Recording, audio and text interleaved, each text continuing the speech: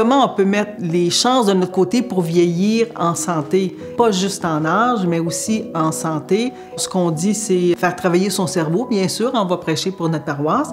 Le cerveau, s'il n'est pas utilisé, c'est comme n'importe quel autre organe. S'il n'est pas utilisé, il a tendance à se détériorer. Alors, si on ne le garde pas actif en maintenant actives les stratégies principales qu'on utilise de résolution de problèmes, d'apprentissage, de mémoire, bien, on va perdre les habiletés qu'on a acquises au cours de notre vie. Et peut-être de marbre, d'artichaut ou sur la main. S'il faut en enlever, puis je pense effectivement en enlever dans la prochaine version, ça serait un bon candidat. OK. Le projet des ateliers de cerveau actif, c'est une belle histoire. En fait, on a commencé je pense que c'est en septembre 2016 qu'on a commencé. Un animateur de cerveau actif de la Beauce a communiqué avec Gilles pour lui demander si Gilles acceptait d'aller rencontrer ces groupes parce que les gens trouvaient que c'était une drôle de bébite. Gilles Bergeron. J'ai une première formation en psychologie cognitive. J'ai fait une autre demi-carrière en conception et développement de jeux de toutes sortes pour les jeunes enfants d'âge scolaire et des jeux remue-ménage pour les adultes qui souhaitent se faire travailler le cerveau. T'as-tu changé les images sur ça? Non. Non, OK. Alors, on est allés ensemble en Beauce pour présenter différentes activités puis rencontrer les gens. Et c'était tellement agréable de voir les gens. Les gens travaillaient, mais avaient beaucoup de plaisir qu'au retour, moi, j'ai dit à Gilles, je vais faire des cerveaux actifs. On pourrait faire après celui-là? Non, c'est plus, on le garde-tu? Ça vaut-tu la peine? Je sais pas. Qu'est-ce que t'en penses? Bon, oui, OK. L'idée, c'était que Lise allait animer des ateliers de cerveau actif et moi, j'allais lui fournir des jeux, des exercices, le matériel qu'il faut pour ces ateliers. C'était juste des exercices à ce moment-là.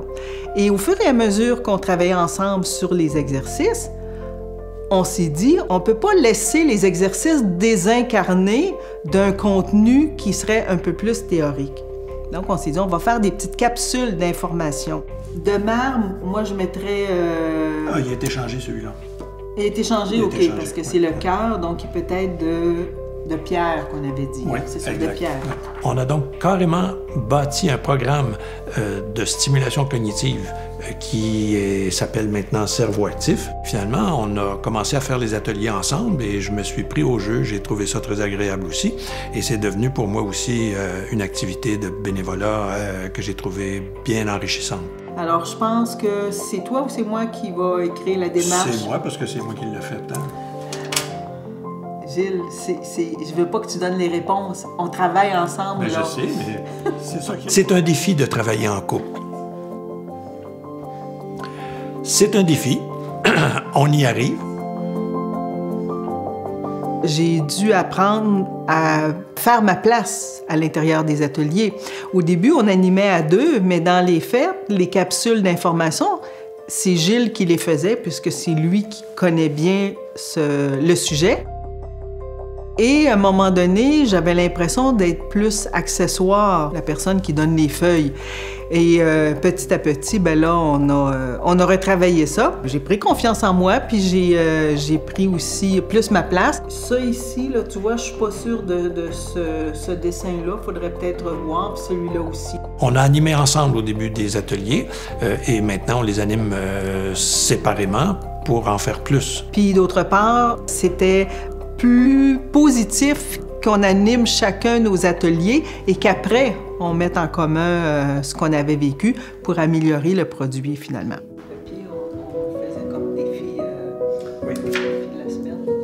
Qu'est-ce que ça apporte, le bénévolat à la retraite? C'est vraiment une occasion de dépasser ses limites, de se mettre en déséquilibre. Moi, je suis impliquée dans la grande guignolée des médias de la Rive-Sud. Ça fait déjà 3 ans. Si on peut appeler ça un autre bénévolat, maintenant, c'est plus vraiment ça pour nous. Alors, on a une petite fille dans notre vie, une petite fille qui a maintenant 3 ans, qui est dans notre vie depuis qu'elle est bébé. On l'appelle notre petite fille de cœur. Moi, je connaissais la maman, un peu comme ça, parce que c'est une voisine. Et quand j'ai su qu'elle était enceinte, je lui ai demandé si elle avait besoin d'aide, que moi, j'étais disponible parce que je suis à la retraite. Et petit à petit, on est entré dans la vie de cet enfant-là et cet enfant-là est entré dans notre vie. On joue précisément le rôle de grands-parents, même si on n'est pas apparenté. Pour moi, le bénévolat, c'est pas un choix initialement. Comme on a développé ensemble ce projet d'atelier de cerveau actif, ça me garde actif et c'est aussi satisfaisant qu'un travail rémunéré. Dans un des premiers ateliers qu'on a donné, il y a une dame qui était un peu plus lente que les autres. Elle avait un peu de difficulté à répondre, un peu de difficulté d'élocution, mais c'est pas grave, elle était quand même intégrée. Et pendant la semaine qui a suivi, elle nous a appelés pour nous dire « Je vais faire les exercices chez moi à mon rythme. Quand même, j'ai pas le même âge que les autres.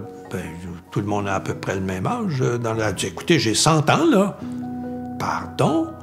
100 ans et 3 mois. »